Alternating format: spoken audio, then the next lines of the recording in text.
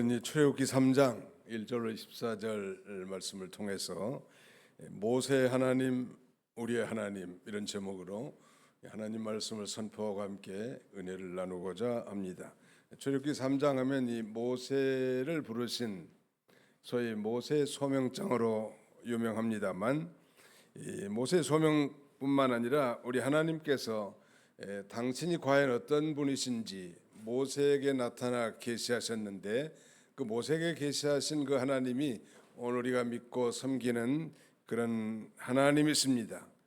하나님이 누구신가? 우리가 오래 신앙생활하고 교회도 다녔지만 하나님이 누구십니까? 라고 질문한다면 논리적으로 이렇게 잘 대답할 사람이 얼마나 있을까 궁금합니다.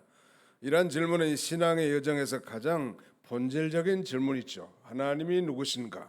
내가 하나님을 아버지로 모시고 하나님을 섬기면서도 하나님이 누구신지를 확실히 모른다면 우리의 이 신앙과 삶 그리고 그 사명을 감당하는 데 어려움이 있을 거예요. 반면에 내가 믿는 하나님이 어떤 하나님인지 분명하게 확실하게 믿고 안다면 어떤 이 두려움과 공포 속에서도 담대하게 나갈 것이고, 또 우리에게 맡겨진 이 귀중한 사명들을 잘 감당할 수 있을 줄 확신합니다. 오늘 본문을 통해서 모세에게 계시하시고 또 오늘 우리가 믿고 섬기는 하나님은 과연 어떤 분일까요? 한 세 가지로 말씀을 증거하고자 합니다. 오늘의 말씀 주보 순서지를 보시면 세 개의 중요한 포인트를 기록해놨는데 우리 같이 한번 따라서 해보도록 하겠습니다. 모세에게 계시하시고 우리가 믿는 하나님은 과연 어떤 분이실까요?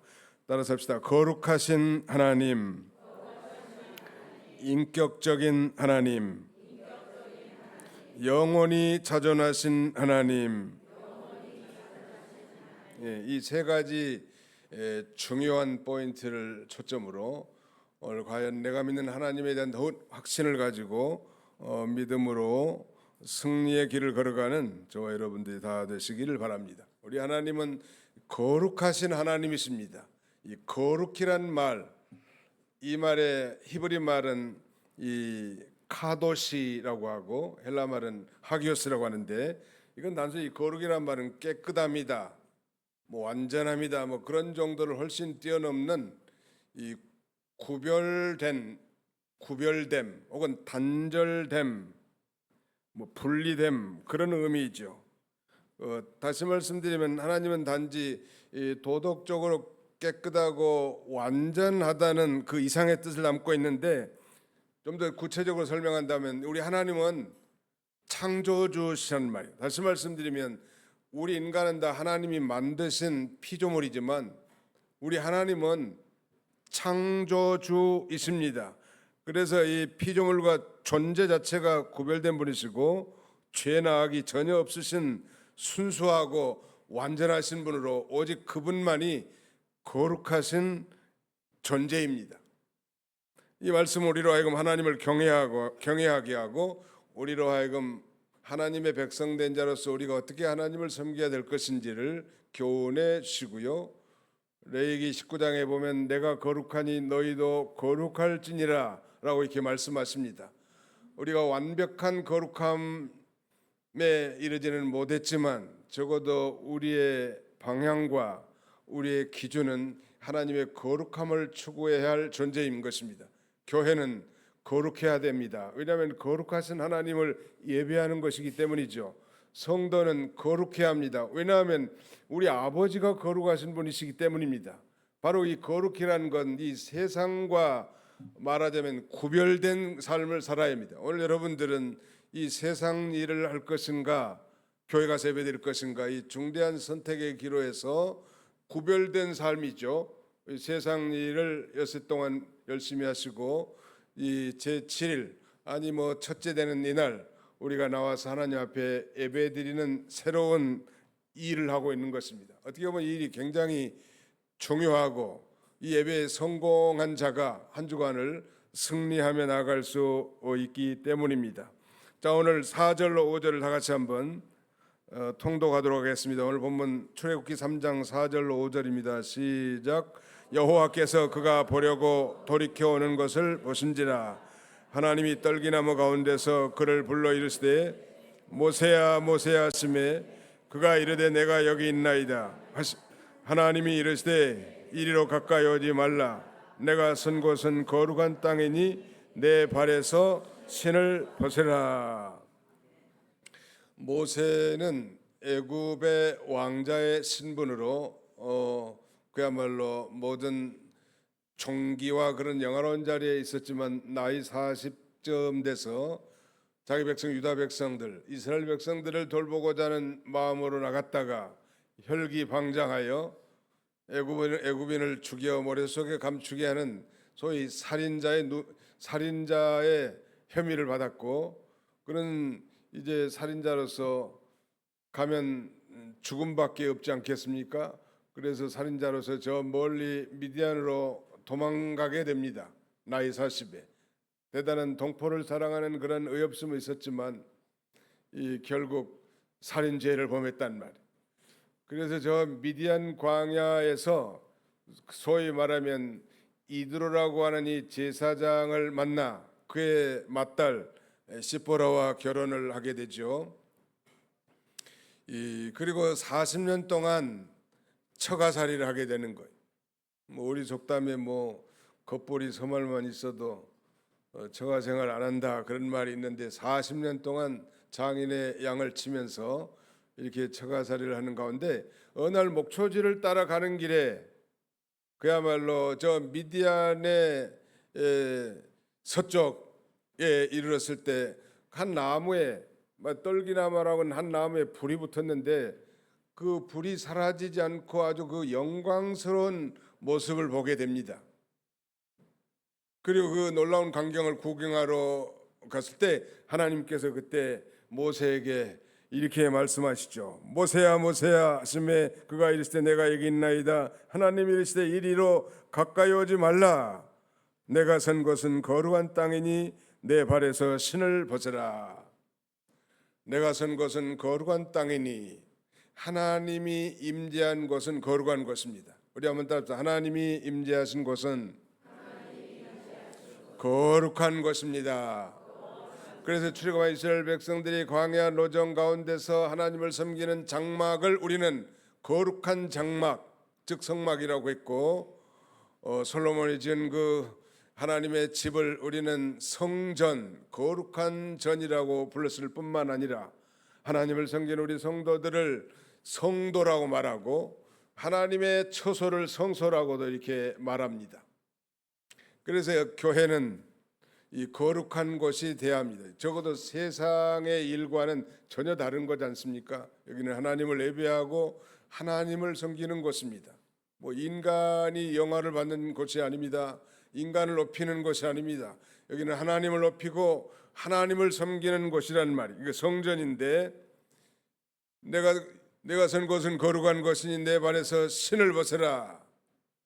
당시에 그 이스라엘 백성들 가운데 종들은 신을 벗고 다녔다고 합니다. 또 신을 신은 사람들도 그 샌달과 같은 그런 신을 신은 거죠. 그래서 내게 내 신을 벗으라고 한 것은 세 가지 중요한 의미가 있는데 그 첫 번째는 이 종이 되라 그런 말이에요. 종이 되라. 두 번째는 이 죄를 벗어버려라 그런 의미고요. 마지막 세 번째는 이 자신을 벗어버리라. 자기를 벗어버리라. 자기 부인 신을 벗는다는 거. 우리가 하나님을 섬기는 위치에 있다면 하나님 앞에 예배하는 예배자라면 이제 세상에 묻은 흙먼지를 다 털어버리는 것처럼 인간의 죄 있는 본성을 따라 살았던 모든 생활 습관, 방법들, 행동들을 다 회개하고 깨끗한 심령으로 하나님을 섬기고 사명을 감당해야 할 것을 우리에게 가르쳐 줍니다. 한번 다시 합시다. 내 선 곳은 거룩한 땅이니 내 발에서 신을 벗으라. 예, 신을 벗으라는 의미는 종이 되라는 의미와 함께 죄를 벗어버리고 자신을 벗어버리라는 의미가 있단 말이에요. 자기를 벗어버린 것이 중요한 것 같습니다. 우리가 뭐 온전히 자기를 부인했다거나 온전히 자기 자신을 벗어버렸다고 말할 수 있는 사람은 아무도 없겠으나 우리가 천국 가는 그날까지 자기를 벗어버리는 거예요. 그래야 주님을 온전히 따라갈 수 있습니다. 소위 예수님께서 말씀하신 종주가고 주님을 따라가는 3대 가고가 있는데 그 자기를 부인하고 제 십자가를 지고 영적 생명이 사는 길로 걸어가라는 거예요. 이게 자기를 부인하는 거예요. 나는 없다. 나는 무효공이다. 나는 없는데 뭐 건드려봐야 뭐 나올 게 없고. 그런데 여전히 자기를 벗어버리지 못한 사람은 자기 자존심만 좀 건드려놔도 난리가 나는 거예요. 자기가 부정이 안 됐으니까 나는 아무것도 아니다. 이 거룩하신 하나님 아버지 앞에 내 자신을 보니 정말 비참한 죄인이고 나 행한 것은 정말 죄밖에 없는 버러지만 또 못하고 치렁이만 또 못한 인간이다. 나 같은 게 무슨 자존심이 있겠는가. 자기를 벗어버리는 거예요. 언제까지? 정과하는 그날까지 계속 자기를 부정하고 부인하고 소위 셀프 디나이얼, 자기 부정의 삶을 사는 거예요. 자기가 살아있으면 이 주님 따라가기 어려워요. 자기 자신에 말하자면 이 감정이 많이 건드려지면 주님 따라가기 어려워요. 나는 아무것도 아니다. 짓밟혀도 괜찮고 욕해도 괜찮고 욕하면 먹고 때리면 맞고 죽이면 죽자. 이런 그 순교적 신앙을 가지고 갈 때 누가 감당할 수 있나 이런 사람을. 자존심이 강해가지고 뭐 한 번 건드려 놓으면 뒤집어 놓고 죽여 살려 하면서 부부싸움도 막 했었는 사람, 나 죽여 나 살려 하는, 이건 심각한 문제가 있는 거 아니에요? 우리 교인이 그렇다는 얘기가 아니고 자기를 부정하는 게 말은 쉽지만 쉬운 게 아니에요. 다 자기가 나오게 돼 있다고. 주여 날마다 내 자신을 벗어버리기를 원합니다. 이놈의 자존심 때문에 주님 따라가는데 걸림돌이 됩니다. 주의 계집종이오니 말씀대로 이루어지이다. 주여 개들도 제 주인의 상에서 얻어먹나이다. 그런 뭐 개 취급을 당해도 따라갔던 그 수로보닉의 여인과 같은 그런 심정으로 가야 일생 주님을 잘 따라갈 수 있어요. 목사님이든 장로님이든 성도님이든 상관할 거 없고 날마다 자기를 부인하는 이 거룩하신 하나님을 발견한 사람은 뭐 일시적으로는 그렇게 못 산다 할지라도 자기의 자존심, 자기를 부정하게 됩니다. 유다 나라가 우시아 왕이 한 52년을 치료하고 큰 국난에 처했을 때 당시에 이 선지자 이사야 선지자가 하나님의 성전에 들어가 기도합니다. 기도하는 가운데 높이 들린 하나님의 그 영광의 보좌를 발견하는데 그 보좌에 보니까 이 천사들이 하나님을 섬기고 있어요. 그러면 그 천사들이 노래하기를 거룩하다 거룩하다 거룩하다, 이 거룩에 대한 삼중창을 이렇게 부르고 있단 말이에요. 그러면서 이 만군의 여호와여 그의 영광이 온 땅에 충만하도다. 천사들이 그 영광의 거룩함을 노래할 때 이사야 선지자는 화로다 나여 망하게 되었도다. 나는 입술이 부정한 사람이요 나는 입술이 부정한 백성 중에 거하면서 만군의 여호와이신 왕을 배웠음이로다. 이렇게 고백합니다. 이 거룩하신 하나님을 발견한 사람은 자기가 얼마나 비천하고 못된 존재인가를 깨닫게 되는 거예요. 그렇다고 우리 그리스도인들이 뭐 자존감을 버리라는 얘기는 아니죠. 우리는 그리스도 안에서 새로운 피조물이고 영광스러운 하나님의 자녀니까 그런 자존감을 가질 필요가 있는데, 그러나 예수를 믿기 전에 가졌던 그 인간적인 자존심, 알량한 그 자존심, 이런 걸 버려버리란 말. 자존심이 없는데 뭐 누가 건든다고 내가 반응할 이유가 전혀 없는 거죠. 아니 개가 짖는다고 기차가 안 가요? 불도저로 땅을 믿는데 개미들이 아무리 앞발 뒷발 버티고 방해한다고 이 포크레인이라든지 무슨 불도저가 지나가지 못하겠냐는 말이에요. 그러니까 이런 그 초연한 마음을 가져야 돼. 이사야 선지자는 이 거룩하신 하나님의 영광의 보좌 앞에서 그 하나님의 거룩함을 찬양하는 천사의 소리를 듣고 자신을 보니까 너무 더럽고 추악하단 말이에요. 화로다 나는 망하게 되었도다. 그러면서 나는 입술이 부정한 사람이요 나는 입술이 부정한 백성 중에 거하면서 만군의 여호와의 신 왕을 배웠음이로다. 그때 그 천사들 중에 하나가 이제 부젓가락을 가지고 제단에서 집은 숯불을 가지고 이사야 선지자의 입을 찢어버리는 거예요.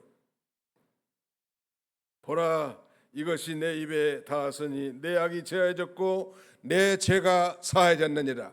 제단 숯불은 곧 제단에서 타는 짐승을 대변하는 것이고, 제단에서 타는 그 짐승은 바로 장차 오실 메시아 예수 그리스도를 가리키는 것이고, 그 예수 그리스도의 대속적 사역을 통하여 우리 모두가, 우리 그리스도인들이 죄사함 곧 구원을 얻게 된 것입니다.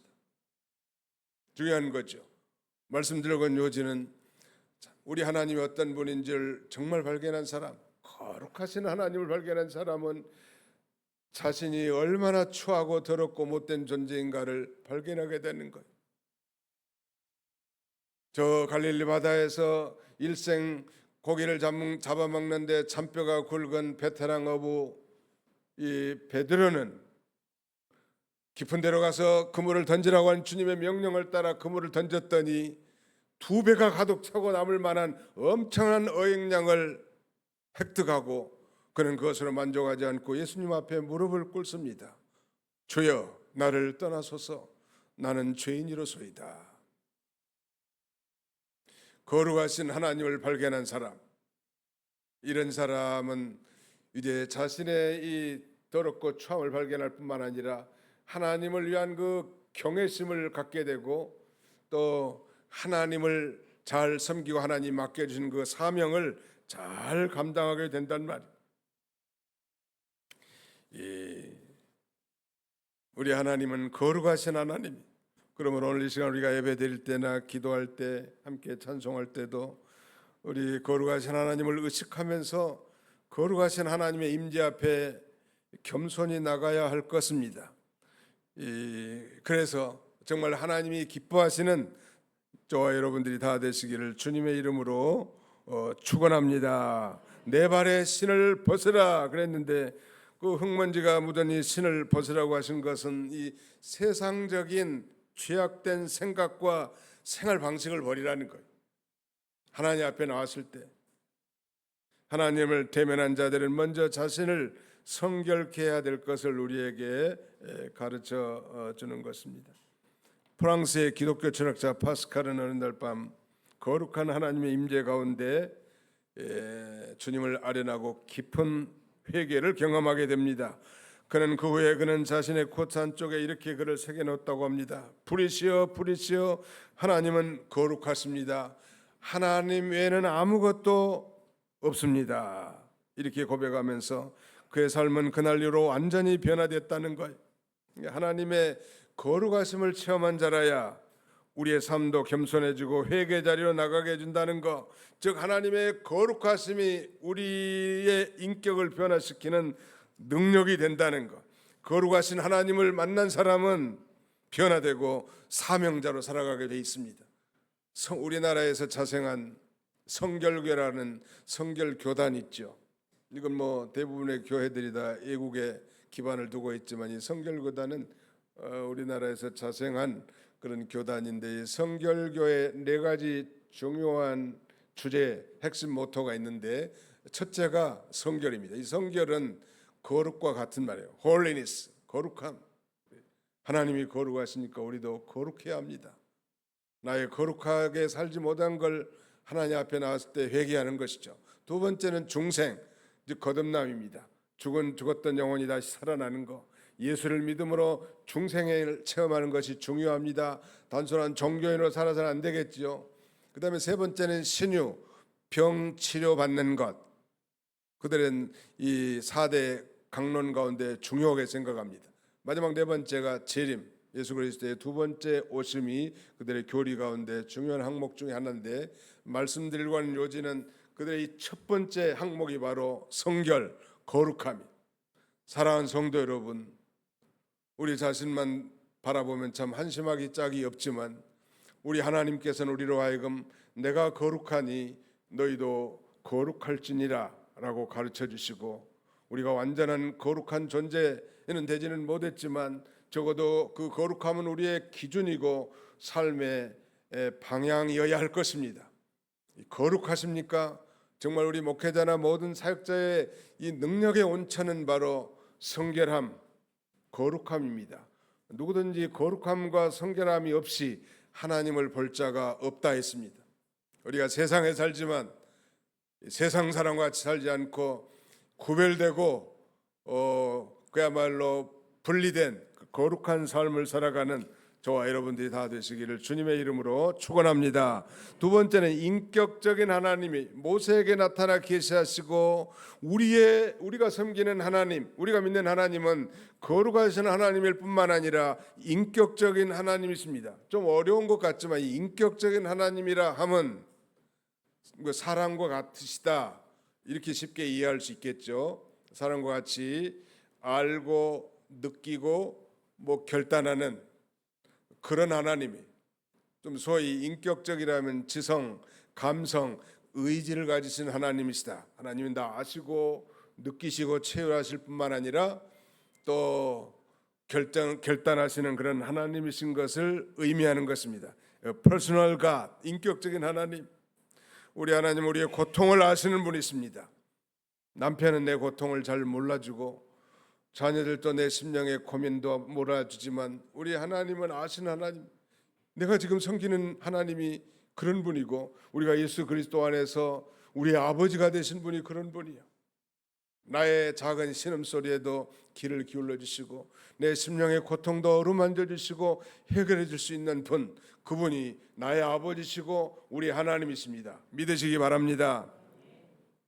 자, 거기를 한번 읽어보겠습니다. 7절과 8절을 같이 읽습니다. 7절로 8절 시작. 여호와께서 이르시되 내가 애굽에 있는 내 백성의 고통을 분명히 보고 그들의 감독자로 말미암아 부르짖음을 듣고 그 근심을 알고 내가 내려가서 그들을 애굽인의 손에서 건져내고 그들을 그 땅에서 인도하여 아름답고 광대한 땅, 젖과 꿀이 흐르는 땅, 곧 가나안 족속, 헷 족속, 아모리 족속, 브리스 족속, 히 족속, 여부스 족속의 지방에 데려가려 하노라. 거기 보시면 내 백성의 고통을 분명히 보고 듣고 알고 내려가서 건져내고, 우리 하나님은 보고 듣고 알고 내려가서 건져내실 수 있는 하나님.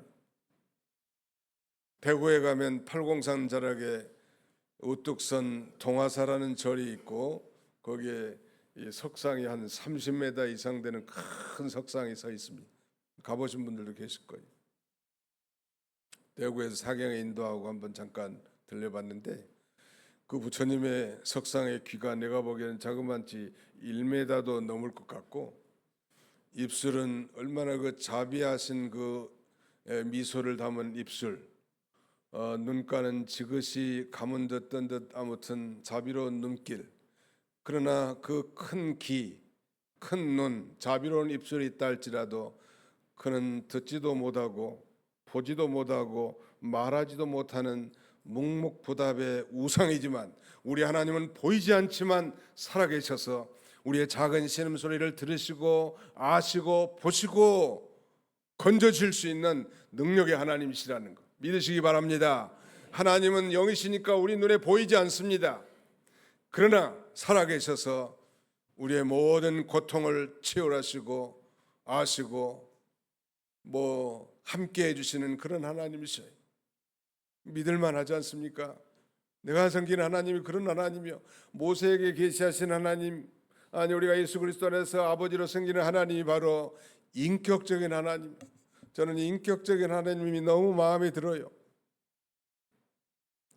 저 높이선 돌상, 철상, 목상과 같은 그런 우상은 아무리 부르짖어도 대답이 없어.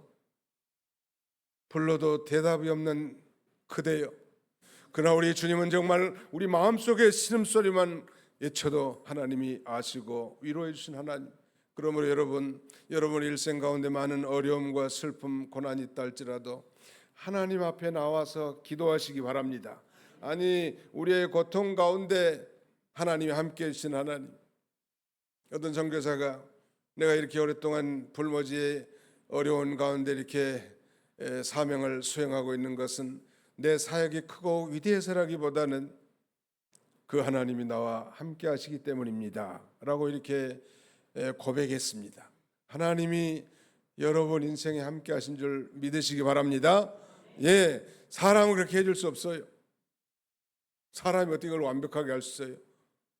앞쪽에만 눈이 2개 있으니까 뒤쪽은 못 볼 수 있고, 귀가 좀 안 들린 사람은 아예 들을 수도 없고, 그러나 우리 하나님은 이 귀가 없어도 눈이 없어도 입이 없어도 보시고 들으시고 말씀하시는 하나님, 대화하시는 하나님이요, 묵묵부답의 하나님이 아닙니다. 일방통행이 아닙니다. 명령으로 해라 그래서 순종하는 게 아니고, 하나님은 대화하시고 말하시는 하나님이요, 그 하나님을 우리가 아버지로 섬기는 거 아니겠습니까? 세계적인 작곡가 이 핸델이라고 하는 그분의 인생의 삶은 참 고통의 삶이었는데, 그는 이 삶의 고난 속에서 거의 파산지경이 되었고 건강도 무너져 깊은 우울감에 빠졌었다고 합니다. 그러던 중에 그는 어느 날 하나님의 말씀을 묵상하면서 메시아라고 하는 그 위대한 오라토리오를 작곡했습니다. 핸델의 메시아 중 아리아 He shall feed his flock like a shepherd라고 하는, 우리말로 번역하면 그는 목자처럼 양떼를 먹이시리라 라는 이 곡에 보면 제1부에 등장하는데 이 아주 아름답고 감성적인 곡인데, 이 곡은 이사야 40장 11절 말씀과 또 마태복음 11장 28절로 30절 말씀을 근거로 거의 인용하다시피 한 그런 가사로 지은 그 아리아라고 할 수 있는데요. 우리가 이사야 40장 11절 한번 거기만 찾아보도록 하겠습니다. 이사야 40장 11절입니다.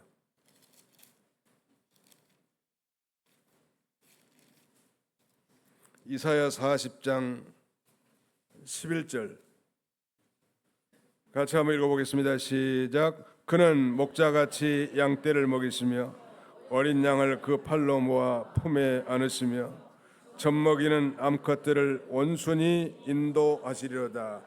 그는 예수 그리스도를 가리키기도 하고 여호와 하나님을 가리키기도 하는데, 바로 우리 하나님께서 이 양떼를 인도하는 선한 목자로 자기 백성들을 보살피고 보호하시고 자비롭고 온유하신 존재인 걸 이렇게 상징하고, 결코 하나님이 버리지 아니하시고 그 고통 가운데 함께 해주실 것을 노래한 곡입니다.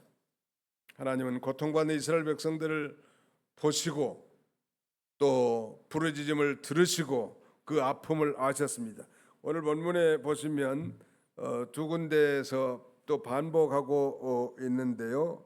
9절에도 보시면 이제 가라, 이스라엘 자손의 부르짖음이 내게 달하고, 즉 상달하고 애굽 사람이 그들을 괴롭히는 학대도 내가 봤다고 분명히 그랬죠. 16절 같이 읽어봅시다. 16절 시작. 너는 가서 이스라엘 장로들을 모으고 그들에게 이르기를 여호와 너희 조상의 하나님 곧 아브라함과 이삭과 야곱의 하나님이 내게 나타나 이르시되 내가 너희를 돌보아 너희가 애굽에서 당한 일을 확실히 보았노라. 하나님이 보신 하나님, 남편도 모르고 아내도 모르고 자녀들도 내 사정 잘 모르지만 누가 다 아셔요? 하나님이 아시는 거예요. 그래 믿을만 하신 분이요. 사람은 불완전합니다. 사람은 그런 사람이 세상에 어디 있겠어요? 이 사람들에게 너무 실망하지 마세요.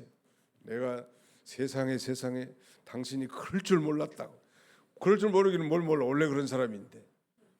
아무리 물론 좀 어떤 남편은 좀 듬직한 남편이 돼가지고 아내 방패가 돼주는 남편도 있을 거고, 정말 자유롭고 섬세한 아내가 있어서 조금 도움은 되겠지만, 그렇다고 해서 그런 남편과 그런 아내가 나를 보장해주지 못해. 때로는 섭섭할 때도 있고, 때로는 감정이 상할 때도 있고, 교인들도 마찬가지. 다 마찬가지인 줄 알고, 그저 사람은 사랑의 대상자고 사람은 그저 존중의 대상자예요. 사랑합니다, 존중합니다. 한번 해봅시다. 옆에 사람 사랑합니다, 존중합니다. 진심입니까? 네, 진심으로 그렇게 사랑하시고 존중히 여겨주세요. 네. 모든 사람들 다 존중받기를 원하시고요. 또 모든 사람들 다 사랑받기를 원해요. 한 사람도 거기에는 예외가 없습니다. 그런데 그 존중이 무너지고 배신을 때린다든지 이럴 때 사람은 상처를 많이 받게 되죠. 그래서 그런데 뭐 마음은 사랑하는데 입은 좀 다르게 행동하는 그것이 우리 인간의 한계성 같습니다. 마음은 다 따뜻하게 생각하고 존경하고 그러지만 입술이 좀 삐딱하게 나갈 때가 있잖아요. 이제 그런 건 평생 훈련하면서 사는 거죠. 아무튼 우리 하나님은 인격적인 하나님이시라는 거, 시간이 많이 됐기 때문에 마지막 하나 더 살펴본다면 영원히 자존하신 하나님입니다. 13절로 14절 같이 읽습니다. 13절로 14절 시작. 모세가 하나님께 아뢰되 내가 이스라엘 자손에게 가서 이르기를 너희의 조상의 하나님이 나를 너희에게 보내셨다 하면 그들이 내게 묻기를 그의 이름이 무엇이냐 하리니 내가 무엇이라고 그들에게 말하리까. 하나님이 모세에게 이르시되 나는 스스로 있는 자니라. 또 이르시되 너는 이스라엘 자손에게 이같이 이르기를 스스로 있는 자가 나를 너희에게 보내셨다 하라. 모세는 백성들에게 하나님이 지금 모세를 이스라엘에서 정말 노예로서 고통당하는 자기 백성들을 구원하는 구원자로 지금 세우신 엄청난 사명을 받았고 이제 자기 동족의 지도자들에게도 얘기해야 되겠는데 그럼 하나님이 이 누구시라고 설명해야 되겠으며 하나님의 이름이 무엇이라고 말해야 되겠습니까? 라고 할 때 하나님은 자신의 이름을 이렇게 소개합니다. 나는 스스로 있는 자니라. 따라서 합시다. 나는 스스로 있는 자이니라. 하나님은 스스로 있는 분이야. I am who I am. 나는 스스로 있는 자다. 도대체 이 말이 무슨 말일까? 하나님은 누구에게 의존해서 사는 분이 아니에요. 우리 인간은 하나님을 의존하고 살아야 할 존재지만 하나님은 스스로 영원 자존자, 영원히 홀로 살아계신 하나님입니다. 좀 쉽게 설명한다면 하나님은 누가 만든 자가 아니고 처음부터 하나님은 그냥 계신 분이시죠. 그러므로 창조 세계가 시작됐고 그로부터 이스라엘의 인류의 역사가 시작된 것이죠. 그러므로 하나님은 누구에 의해 존재하지 않고 스스로 존재하신 분이고 반대로 인간은 하나님께 의존하며 살도록 지음받은 의존적 존재입니다. 그분은 어떤 제한이나 변화 없이 시간의 시작과 끝 너머에 계시는 영원한 분이십니다. 그래서 나는 스스로 있는 자니라 이 말은 자존자라는 말도 있겠지만 변함없는 자, 불변성. 하나님의 그 비공의적 속성 가운데 하나는 이 불변성이 있습니다. 그러니까 아주 독특한 하나님의 성품. 이 세상도 변하고 그 다음에는 내 자신도 변하고 우리는 수많은 변화와 불안 속에 살고 있습니다. 환경도 변하고 사람도 변하고 나 자신도 자주 변합니다. 초속으로 변해. 화장실에 들어갈 때와 나올 때가 또 다르게 변하는 게 인생이에요. 그러나 하나님은 시간과 상황에 따라 변하지 않는 불변하신 하나님이십니다. 어제나 오늘이나 영원토록 동일하신 하나님. 그러니까 믿을만하죠. 하나님이 사람은 믿을만한 존재가 못 돼요. 내가 너를 그렇게 믿었는데 네가 나를 배신 때려 등에 칼을 꽂아 있을 수가 있어? 요새 KBS 연속곡 뭐 제목이 뭐예요? 8시. 아무튼 그런 연속곡을 한 번도 안 보시는 것 같은데 성경만 읽으시는가 보고 시간. 그렇게 하세요. 난 제목은 잘 모르겠지만 아무튼 새 친구가 있는데 돈 앞에서는 서로 거짓말하고 배신 때리고 그런 것 같더라. 그런 갈등을 좀 그린 것 같아 그 연속곡이. 인간이기 때문에 그래요. 사람도 변하고 환경도 변하고 상황도 변하고 다 변한다는 말이에요. 자주 변하는 거예요. 그러나 우리 하나님은 동일하신 하나님입니다. 그래서 여호와 하나님이 우리의 정체성과 존재의 근거가 되실 수 있는 이유지요. 그러면서 하나님이 내가 너와 함께 하겠다고 하실 때 우리는 두려움 없이 이 세상을 넉넉하게 걸어갈 수 있는 것입니다. 하나님 당신의 이름을 무엇이라고 전할까요? 그래 나는 스스로 있는 자니라. 영원한 자존하신 하나님, 자존자고 불변하신 하나님이신 걸 믿고 그분이 바로 우리의 하나님이시라. 이제 말씀을 맺습니다. 사랑하는 성도 여러분, 모세 하나님, 우리의 하나님이라는 말씀을 제목을 통해서 말씀을 들었는데, 하나님은 과연 누구신가라는 질문 앞에 우리는 분명히 대답할 수 있어야 될 것 같아요. 하나님은 거룩하신 분이시고 우리를 깊이 하시는, 우리의 고통을 하감을 하시는 인격적인 분이시고 영원히 처존하시는 전능하신 불변의 하나님이시라네. 그 하나님을 우리가 날마다 찬송하고 그 하나님 앞에 예배하고 그 하나님을 의지하면서 우리가 살 때 인생은 참된 행복과 그 다음에는 평안과 기쁨이 강물처럼 흐르게 될 것입니다. 난 우리 모든 성도들이 내가 믿는 하나님, 우리 하나님이 어떤 하나님인가를 밝히 깨닫고 이런 복된 인생을 사시기를 주님의 이름으로 축원합니다. 기도하겠습니다. 거룩하신 우리 아버지 하나님께서 좋은 날씨를 허락해 주시고 온근각지에서 사랑하는 성도들을 불러 모으시고 하나님 앞에 예배할 수 있도록 은혜 주셨사오니 진심으로 감사합니다. 우리가 믿고 섬기는 하나님이 과연 어떤 하나님인지 우리가 이 시간 다시 한번 상고하게 해주시고 또 상기하게 하신 것을 진심으로 감사합니다. 아버지 하나님, 하나님을 인간 정도로 생각하고 우상처럼 섬기는 그런 종교심을 가진 종교자들이 아니라 정말 예수 그리스도 안에서 우리가 하나님의 자녀로서 이제 우리 하나님이 어떤 분인가를 밝히 깨닫고 믿음으로, 기쁨으로, 감사함으로 살아갈 수 있는 우리 모두가 되도록 하나님이여 축복해 주시옵소서. 예수님의 이름으로 기도하옵나이다. 아멘.